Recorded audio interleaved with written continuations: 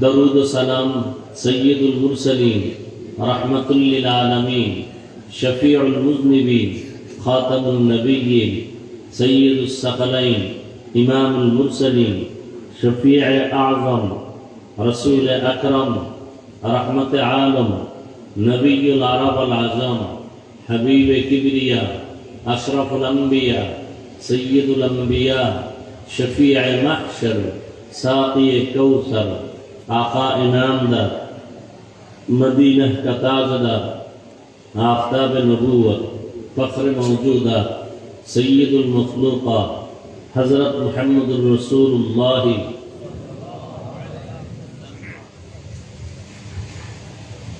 নবীজির নামে দরুদ পড়লে গুনাহ হয়? পড়লেন না কেন সবাই? সবাই আবার একবার পড়েন। একবার সাল্লাল্লাহু আলাইহি ওয়াসাল্লাম পড়ার দ্বারা 3টা পুরস্কার পেয়ে গেছেন। 10টা গুনাহ মাফ হয়ে গেছে। আল্লাহ আপনার আমল নামায় 10টা নেক দান করছেন। আল্লাহর দরবারে আপনার মর্যাদা 10 গুণ বেড়ে গেছে। তা'দাদ মকসদ नहीं মকবুলিয়ত মকসদ है। সংখ্যাধিক্য এটা সফলতার কারণ না, অনেক লোক হইছে এটা সফলতার কারণ। এখানে যাত্রার পালা দিলে বহুত লোক হইবে, এই জন্য কি এটা সফলতা?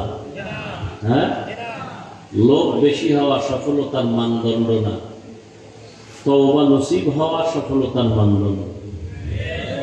এখানে আপনারা আসছেন, এখন সারা রাত যদি বয়ান হয় আর ফজর পড়লেন না, 50 লক্ষ মানুষ হলেও কোনো লাভ নেই। আর 5টা মানুষ নামাজি হয়ে গেছে, এটা সফলতা। রহমতের নবীর আদর্শ আমরা ভুলে যাচ্ছি। দাবি করি নবীর উম্মত, নবীর আশিক, নামে দাবি করি, কাজের বেলায় দুর্বল।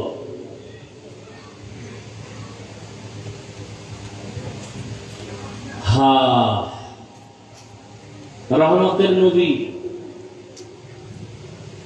1 জন 2 জন 3 জন করে করে দিনের দাওয়াত দিলেন, দিনের পথে আসলো।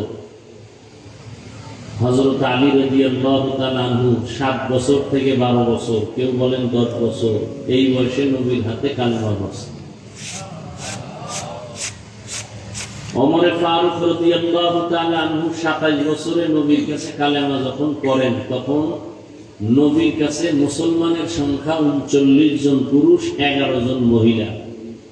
40-এর কোঠায় গিয়া 27 বছরের যুবক ওমর দাঁড়ালেন, মাত্র 40 জন। আর মক্কার মাথা মোটা বেঈমানেরা ঘুরে আর কয় মুহাম্মদ ভালো মানুষ, মনে চায় কাছে যাই, কিন্তু থার্ড ক্লাসের মানুষগুলো এর চারপাশে ঘিরে রাখছে, কেমনে যাই? ফকির মানুষ, দুর্বল মানুষ, গ্রাম্য মানুষ, মূর্খ মানুষ, বুঝেননি কিছু। কেমন কার ব্যাপারে কথা বলতেছে? যে নবীর কোনো গুনাহ তুলনা নাই, সেই নবীর ব্যাপারে। গ্রামে একটা প্রবাদ আছে, না খাওয়ার বাহানা ভাজা মাছের ঝোল। খাওয়ার ইচ্ছা নাই, এটা ভাজা মাছের ঝোল দাও। ওরা তো আসলে কালেমা পড়বে না, ওরা সমালোচক, মুনাফিক, বেঈমান, ওরা কালেমা পড়বে না, একটার পর একটা বাহানা দিবে। এটা হিংসা অন্তরে আছে না? আমাদের সমাজে আছেন এরকম, একজনের ছেলে একটু লেখাপড়া ভালো করলে সইতে পারে না, এরকম নাই? তো কি কয়, চায়ের দোকানে বই বই দূর অমুকের গুণগান গায়ে না, তো লেখাপড়া বেশি দিন করতে পারবে না। করার পরে পরীক্ষা দিছে, তার দূর পরীক্ষা দিলে লাভ কি, কোনো নাম্বার পাবে না। কয়েকদিন পর রেজাল্ট আসছে, খবর আসছে যে সে 50 জনের মধ্যে 1। বুঝেন নাই? এইভাবে কয় বেশি দিন টিকবে না, কিন্তু আস্তে আস্তে চাকরিও পাবে ভাব, সার্টিফিকেট মজবুত। চাকরি পাইলে কি হবে, বেতন পাইতো না। বেতন প্রথম পাইছে 42,000, পাইয়া সবাই একটা নাস্তা করাইছে মসজিদে, দোয়া। এখন কি কইব, বেতন পাইলে কি হইব, বেশি দিন টিকবে না। এরকম কিছু লোক আছে না?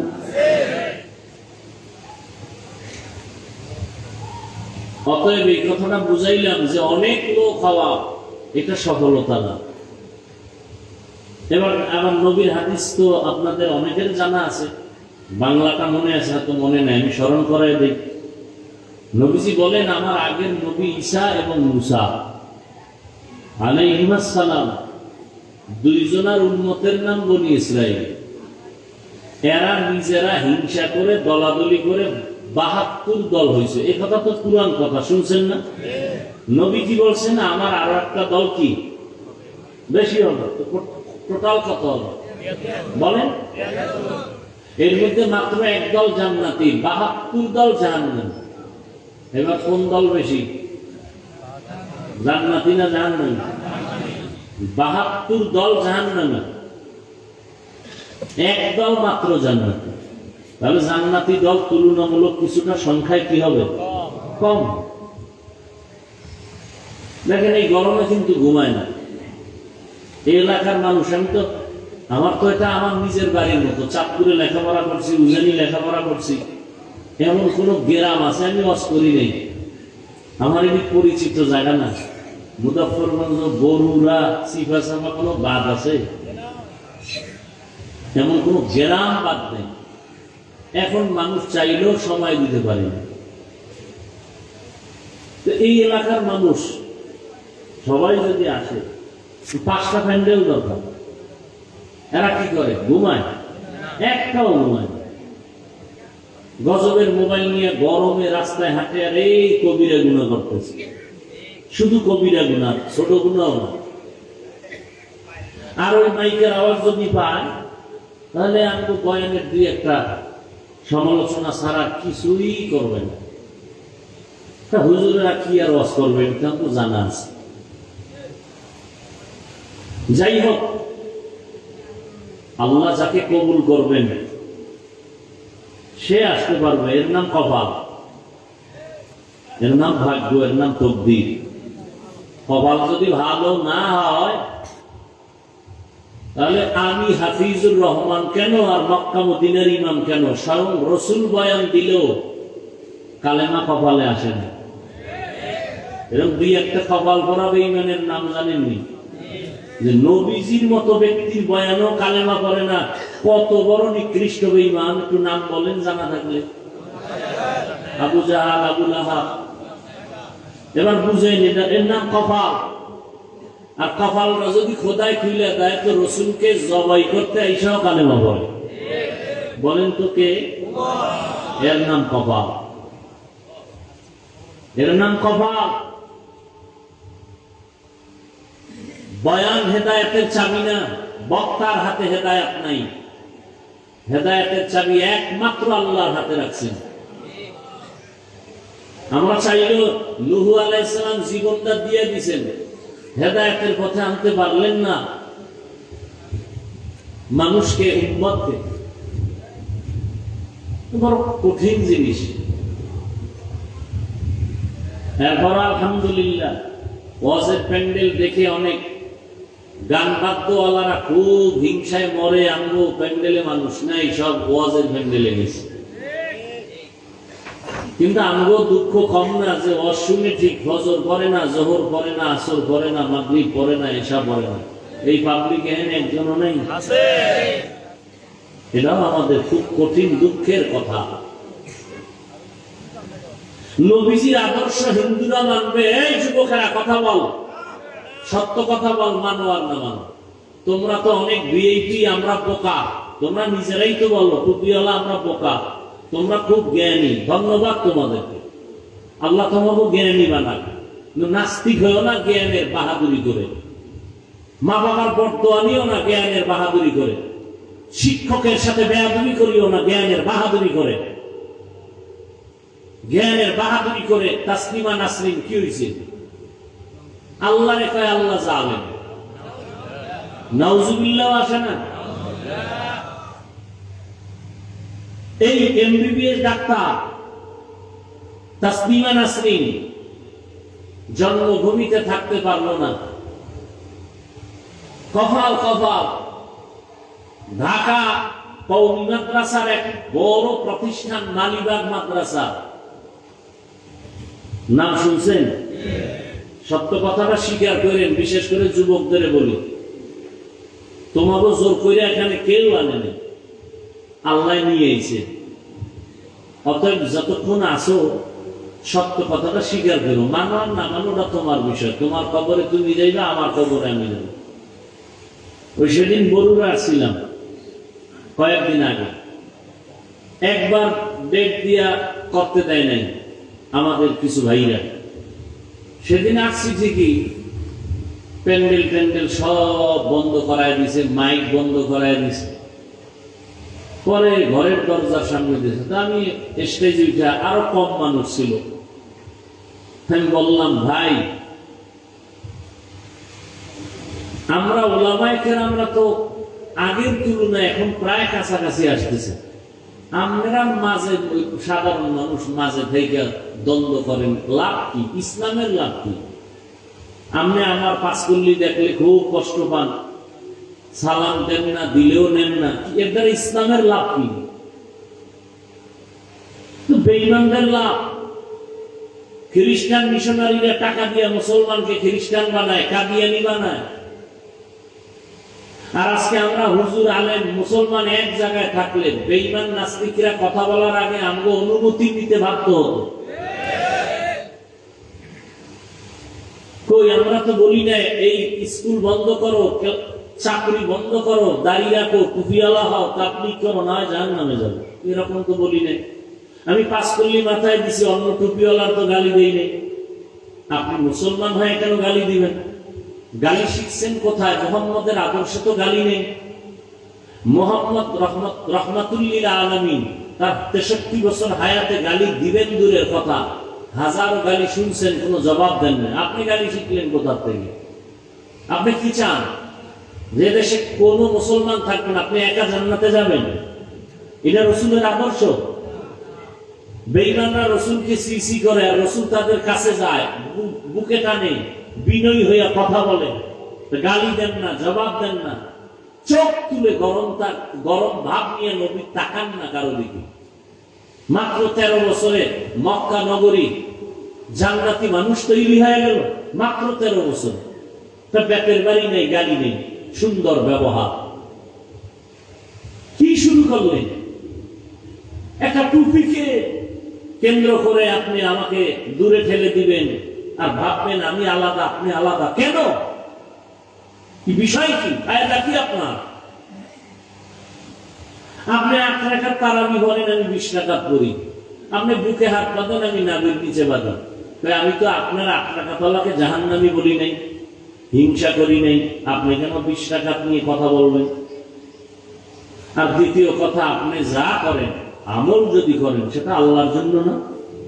কি আমল কার জন্য? তা আল্লাহর জন্য আমল করলে বান্দার সাথে ভাব দেখাইবেন কেন? ভাব দেখাইবেন আল্লাহর সাথে, যে আল্লাহ তুমি আমার চিনুনি। 20 রাকাত না, আমি 8 রাকাত হলাম মুসল্লি, আমার পাওয়ার আছে দেখে আমি অর্ধেকে দাঁড়ায় গেছি, আর বেশি না, এতে আমার জান্নাত রিজার্ভ। ভাব দেখাবেন আল্লাহর সাথে, আমল করেন আল্লাহর জন্য, বান্দার সাথে ভাব কেন? কি চান আপনি? আমি তো কওমি মাদ্রাসার সন্তান, কোনদিন তো আলিয়ার বিরুদ্ধে বলি নাই, স্কুল কলেজের বিরুদ্ধে নয়, বরং আমার থেকে স্কুল কলেজের ছেলেদের পক্ষে বাংলাদেশে কেউ বয়ান করে না, কেউ বয়ান করে না। পারলে দেখাও। আমি প্রত্যেকটা জেনারেল লাইনের সন্তানদেরকে সান্ত্বনা দেই, পরামর্শ চাইলে বলি ওই লাইন ছাড়বি না, যদি আমার পরামর্শ নাও, ডাক্তার হ, ইঞ্জিনিয়ার হ, প্রফেসর হ, দাবি একটা, বেয়াদব হবি না। দাবি একটা, বেয়াদব হবি না। তোমার ব্যবহারে যেন কোনোদিন মা বাবা কষ্ট না পায়, ধ্বংস হয়ে যাবা তুমি। তোমার আচরণে কোনো শিক্ষক যেন কষ্ট না পায়, তোমার ব্যবহারে যেন কোনো আলেম কষ্ট না পায়। মানুষের বদদোয়া মরার আগে ধ্বংস, লিখে রাখো। মানুষের বদদোয়া। মাপ চাইলেও খোদায় মাপ দিবে না, কারণ এটা বান্দার হক। মা বাবায় ক্ষমা দেওয়ার পরে আল্লাহ দিবে, শিক্ষক ক্ষমা করার পরে আল্লাহ ক্ষমা করবে, এর আগে নয়। কেন এই দূরত্ব? কই আপনারা যে সমস্ত হুজুরদের বয়ান শুনেন, তারা বলছে তোমরা আলেম দেখলি গালাগালি করবা, ফেসবুকে বিরুদ্ধে লেখবা। আমি তো চ্যালেঞ্জ করে বলি, বাংলাদেশে ওলামায়ে কেরামের বিরুদ্ধে যারা লেখালেখি করে তারা মা বাবা অভিশপ্ত সন্তান ছাড়া কেউ নয়। মা বাবা অভিশাপ লাগছে ওদের কপালে, এই জন্য ওরা আলেমের বিরুদ্ধে ফেসবুকে লেখালেখি করে। ওরা মা বাবার অভিশপ্ত সন্তান, ওরা মা বাবার নেককার সন্তান নয়, দোয়া প্রাপ্ত সন্তান নয়। কি ফায়দা তুমি আলেমের বিরুদ্ধে ফেসবুকে লেখছো? তোমার লাভ কি আর ইসলামের লাভ কি? আমাকে বুঝাও। আর এখন তো মিডিয়ার জগৎ, আমি যদি উল্টা পাল্টা বয়ান করি তোমার লেখা লাগবে না, আমাকেই টান দিয়ে নিয়ে আসবে। দেখো না, উল্টা পাল্টা বয়ান করে আবার আইসা কতজন লাইভে আইসা ক্ষমা চায়। যুগটা তো ওই যুগ যখন আর গোপনে কথা বলার সুযোগ নাই, উল্টা পাল্টা বয়ান করার কোন সুযোগ নাই। অত টেনশনের কি আছে? মুসলমানকে লাইনে আনা যায় না, এর মধ্যে আমরা নিজেরা দ্বন্দ্ব করি। আজকে ফিলিস্তিনের অবস্থা এমন কেন? চেচনিয়া, বসনিয়া, আসামের অবস্থা এমন কেন? কাশ্মীরের অবস্থা এমন কেন? কোনো চিন্তা নেই, বেঈমানের সাথে তাল মিলায় বয়ে বয়ে। ফিলিস্তিনি মানুষ মরলে এ দেশে চিল্লাইলে লাভ কি? বয়ে বয়ে বেঈমানের তাল স্লোগান নেই।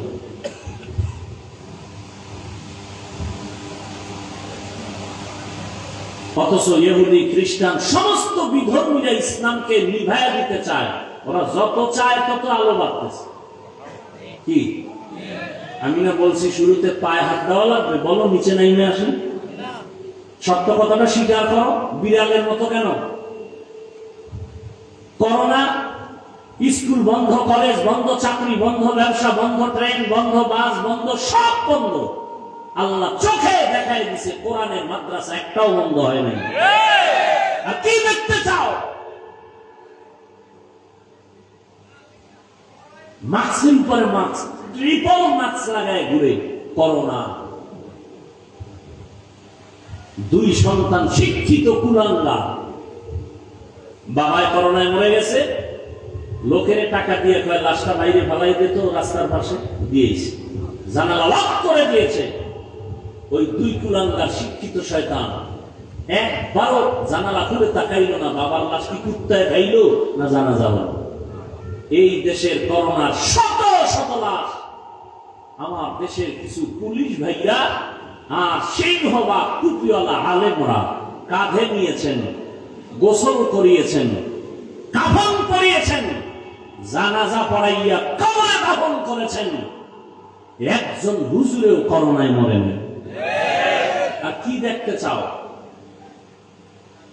চতুর্মুখী দুশ্মন আমাদেরকে দাবায় রাখতে চায়, না পারবে না।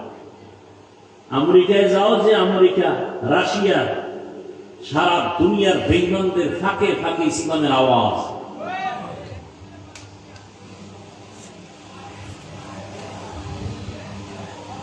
আর আমরা সমালোচনায় ব্যস্ত। যে যত গীবত করতে পারে, বিরুদ্ধে কইতে পারে, সে শত খুশি, গর্ব করে আমি পারছি, তুমি পারো নাই, আমি বেড়া, পাকতে বেড়া লাগে। অমুক হুজুরের বিরুদ্ধে দেখছো, সামনাসামনি কইয়া ফেলাইছি ইমাম সাহেবরে। এটা সবার দ্বারা সম্ভব না। আমি মা বাবার অভিশপ্ত সন্তানের দ্বারাই সম্ভব।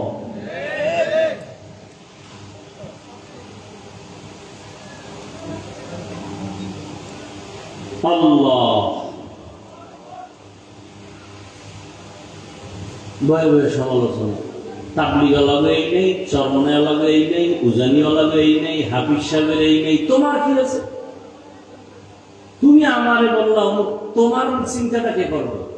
তোমার ঘরে কি আছে? তোমার মাথায় টুপি নাই, তোমার গালে দাড়ি নাই, তোমার নখের ভিতরে রসুলের সুন্নত নাই, জুতার ভিতরে সুন্নত নাই, তোমার ছেলে সুন্নতের লাইনে নাই, খালি তাবলিগে নাই, চরমনাই নাই, উজানি নাই, তোমার মধ্যে কত নাই? তোমার স্ত্রী পর্দা করে না, তোমার মেয়ে হালাল খায় না, রোজা রাখে না, নামাজ পড়ে না, কোরআন তেলাওয়াত করে না, তোমার ঘরে হাজার হাজার নাই, সুন্নতের খবর নাই, আর তুমি অন্যের দিকে আঙ্গুল তুলে বলো অমুকের নাই, অমুকের নাই, ভিডাটা তো অমুকে খাবে না, তোমার ভিডা কি আর একজনে খাবে? আল্লাহর কোরআন মিথ্যা মনে করবা না, পারলে একটা ভুল এখনো পারলে বের করে দাও যে কোরআনে ভুল আছে, এখন দাড়ি কেটে বলবো এখন। কারণ আমাদের পুঁজি, চিৎকারের পুঁজি হলো আল্লাহর কোরআন। কোরআন আছে, আল্লাহ আছে, কোরআন সত্য, জান্নাত জাহান্নাম সত্য, কিয়ামত সত্য, কবরের আযাব সত্য। কোরআনে ভুল তো আল্লাহ নাই, কোরআনের মধ্যে কোনো সততা নাই, তো জান্নাত নাই, তো জাহান্নাম নাই, কিছুই নাই। আল্লাহর বিরুদ্ধে নেমে যাব, কোরআন শরীফ আগুন দিয়ে জ্বালায় দিব যদি ভুল বের করতে পারো। ১,৫০০ বছর পর্যন্ত কেউ ভুল বের করার অপচেষ্টা করিয়াও পারছে? হাজার বেঈমানরা কালেমা পড়েছে।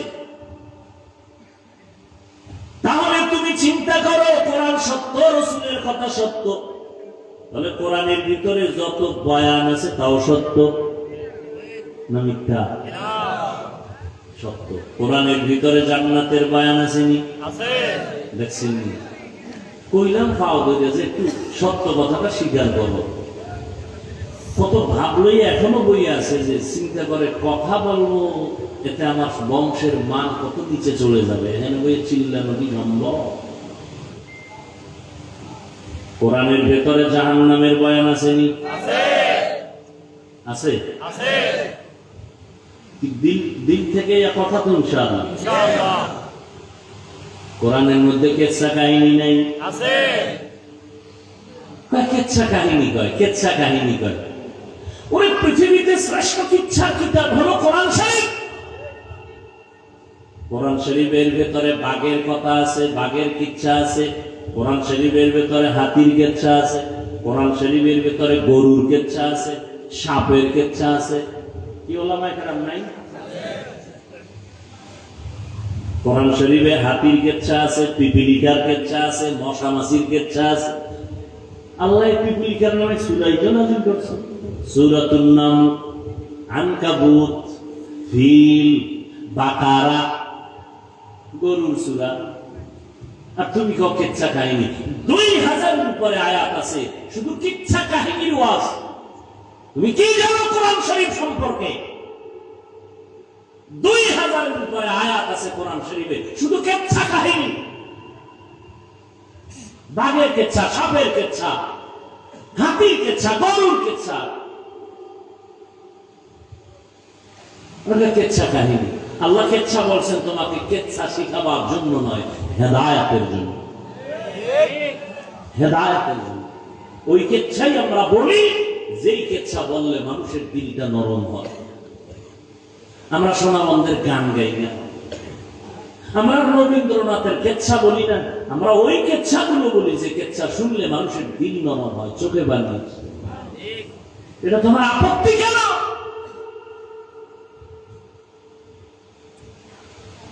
আপত্তি কেন?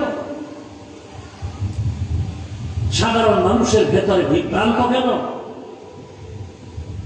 আল্লাহ আমাকে মাফ করে দেন, আপনাদেরকেও মাফ করে দেন, আমার দেশের সব উলামায়ে কেরামকে এক হওয়ার তৌফিক দান করেন, উম্মতের সামনে উলামায়ে কেরামদেরকে কথার মাধ্যমে হেফাজত রাখার তৌফিক দান করেন। ভুলে টুলে দুই একটা কথাও যদি হয়ে যায় আল্লাহ মাফ করে দেন। وَمَا خَلَقْتُ الْجِنَّ وَالْإِنسَ إِلَّا لِيَعْبُدُونَ।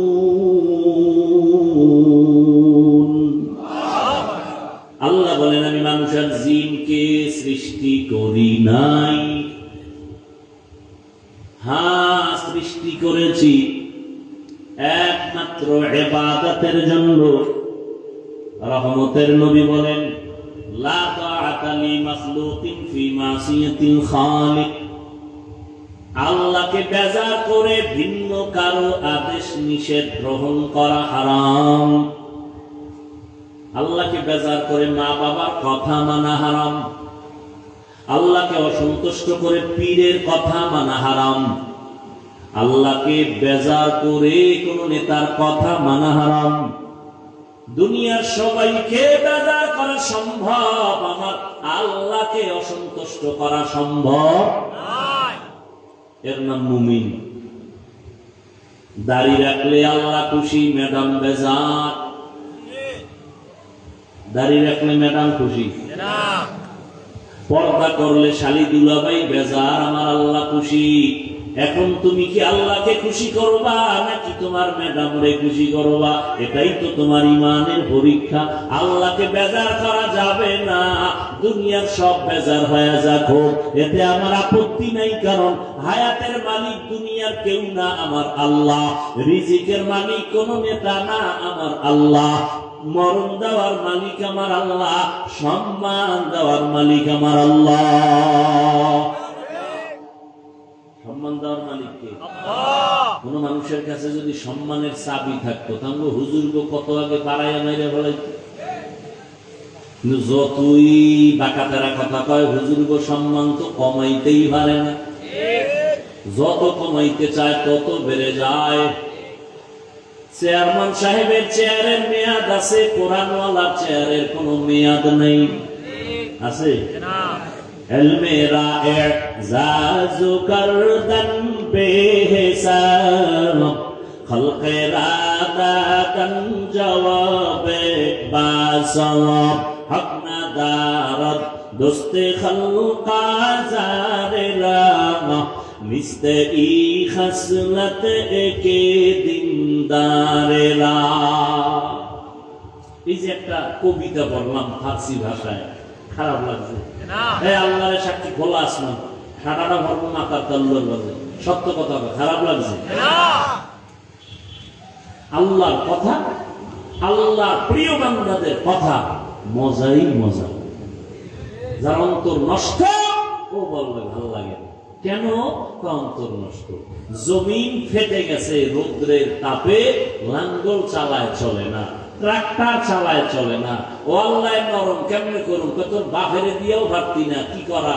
আমি রহমতের দৃষ্টি দিব, 1 সেকেন্ডে নরম। গুনার কারণে অন্তর নষ্ট করে ফেলেছ। হাতের গুনাহ, চোখের গুনাহ, কানের গুনাহ, অন্তরের কল্পনার গুনাহ। কয় এত গুনাহ কেমনে? কয় মোবাইল। সারাটা রাত মোবাইলটা হাতে নিয়ে কবিরা গুনাহ করে কাটিয়েছ রে যুবক। দরওয়াজা বন্ধ, জানালা বন্ধ, কেউ দেখে না। কানের মধ্যে গানের তার লাগাইয়া সারা রাত মোবাইল হাতে নিয়ে কবিরা গুনাহ করেছো, কেউ দেখে না। কে দেখছেন? ও যুবক বাবা, এই গুনার কারণে শুধু তোমার কবরের আযাব আর হাসরের ভিড় এমনটা না। আজকে বাসায় গিয়ে গুগলে সার্চ দিয়ে দেখ, টাচ মোবাইল আর অ্যান্ড্রয়েড মোবাইল দেখলে কি ক্ষতি হয় শরীরের। চোখের পাওয়ার যায়, হায়াতের শেষ, দেহ দুর্বল, মাথার ব্রেন দুর্বল, হার্ট দুর্বল, কানের পাওয়ার দুর্বল, এক একটা দুর্বল হয়ে গেছে। যখন সময় আসবে বেঁচে থাকার, বাঁচবি, তবে বিছানায় পড়ে থাকতে হবে। চোখ থাকবে, পাওয়ার থাকবে না, কান থাকবে, শ্রবণ শক্তি থাকবে, এখনই নাই। মোবাইলে গান শুনতে শুনতে এই কানটা ঠিক রাখতো আরো 40 বছর। এ মাত্র 27 বছরে কানের পাঁচ নষ্ট। আম্মা জানকা ভাত খাবি না, কাল গোসল করে ফেলছি, পাঁচ নষ্ট হয়ে গেছে। আহা, হাসো। যা বলেছি তা কান্না দরকার, লজ্জা নাই তো, এই জন্য হাসিয়েছি। লা ঈমানা লিমান আলা। কন্ট্রাক্টর নামাজ পড়ে, ড্রাইভার পড়ে, হেল্পার পড়ে, যাত্রীরাও পড়েনি। তুমি কেন পারো না রে বাবা? তোমার উপরে আমার আল্লাহ বেজার। আল্লাহ বলেন, ওয়া মা খালাকতুল জিন্না ওয়াল ইনসা ইল্লা লিয়াবুদুন।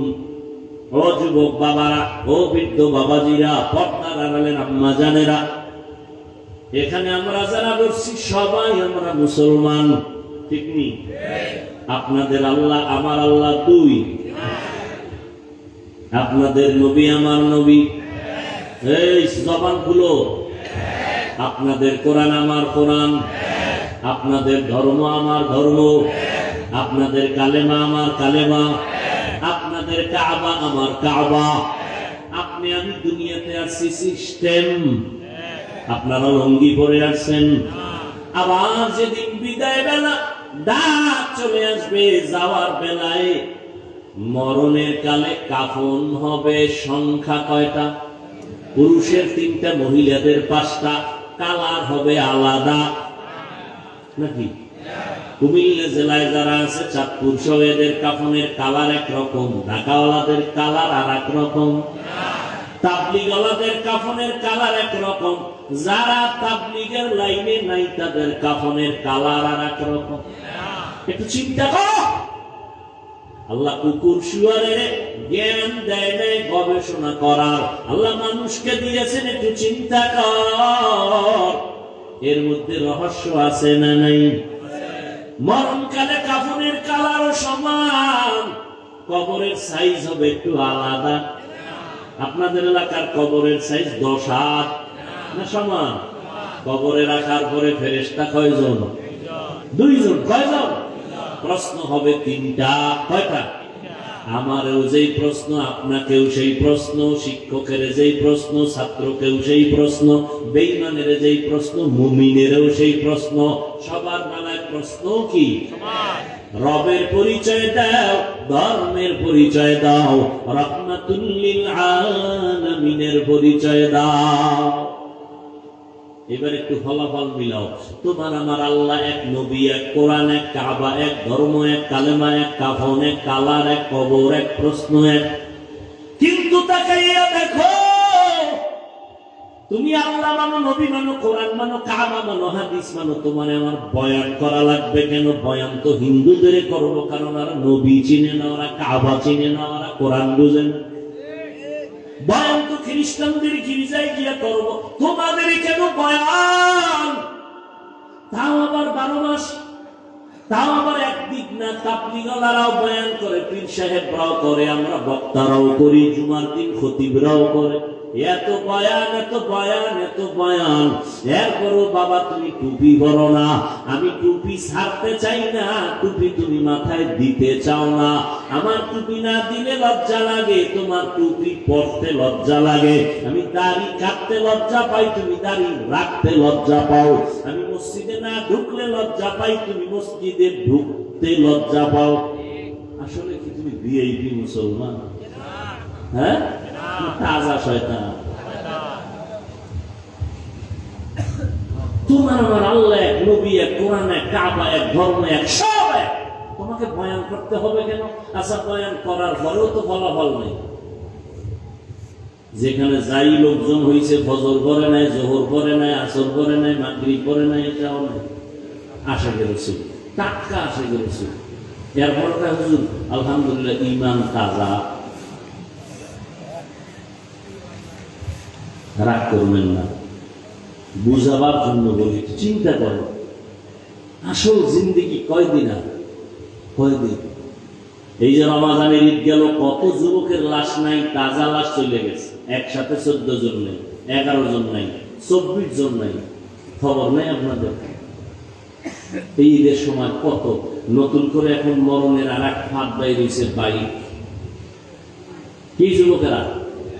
ওটা বইলি কেমন জানি খেলে আগুন, পুরো বডি আগুন। পেছনে যদি বিপরীত লাইনের 5 থাকে তো আরো আগুন।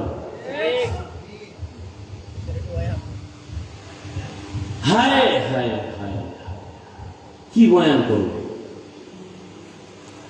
তোমার আপা আমার বিয়ে বলাই না আলেম ওলামা, তুমি হে আলেমের বয়ে বয়ে গালি দাও, ইমামের পিছনে নামাজ পড়ে চায়ের দোকানে ইমামের বিরোধিতা করো। তোমার কি বয়ান করবো?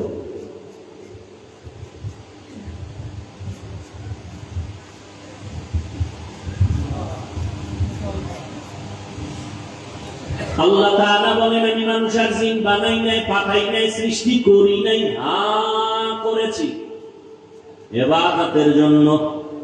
ঘুরাইয়া বললেন কেন? ডাইরেক্ট যদি বলতেন আমি ইবাদতের জন্য জিন আর মানুষ বানাইছি, প্রথম কেন বললেন বানাই নাই, সৃষ্টি করি নাই? হ্যাঁ করেছি। ঘুরাইয়া বললেন, কেন? আল্লাহ বুঝাইতে চায় মানুষ, জেহেনটাকে খালি করে দাও, একটা কথাই জেহেনে ঢুকাও, তোমাকে বানানো হয় নাই, বানানো হয় নাই, বানানো হয় নাই। হ্যাঁ, তোমাকে একটা কাজের জন্যই বানানো হয়েছে। তোমার জীবনে কাজ একটা, ইবাদত। কি? কার ইবাদত? কার ইবাদত? আল্লাহ। ইবাদত মানে কি? ইবাদত কেন? ইবাদত কিভাবে? ইবাদতের সীমানাটা কতটুকু? ইবাদত মানে হলো আল্লাহর পরিচয় লাভ করা। ইবাদত কেন বলে? আল্লাহর মোলাকাতের জন্য জান্নাতে যাওয়া, শান্তির ঠিকানা খুঁজে নেওয়া। ইবাদতটা কোথায় করবেন? সীমানা কতটুকু? কয় মসজিদ, মাদ্রাসা, ওয়াজের প্যান্ডেল। ও বান্দা, তুমি বাথরুমে ঢুকবা, সেখানেও তোমার ইবাদতের সীমানা। তোমার এই রুহু বডি যেখানে যেখানে যাবে, সেখানে সেখানে ইবাদত চলবে। তুমি সংসদ ভবনে যাও, সেখানে ইবাদত। তুমি বাথরুমে যাও, ইবাদত। ঘুমাও বিছানায়, সেখানে ইবাদত। অর্থাৎ তোমার জীবনে তুমি যা করবা, যা বলবা, সব ইবাদত। দুইটা শর্তের বিনিময়। এক নাম্বার শর্ত, যা করব যা বলবো সব আবার আল্লাহর খুশির জন্য। দ্বিতীয় শর্ত হলো, আমি যা করব যা বলবো সব মদিনাওয়ালা নবীর তরিকায়।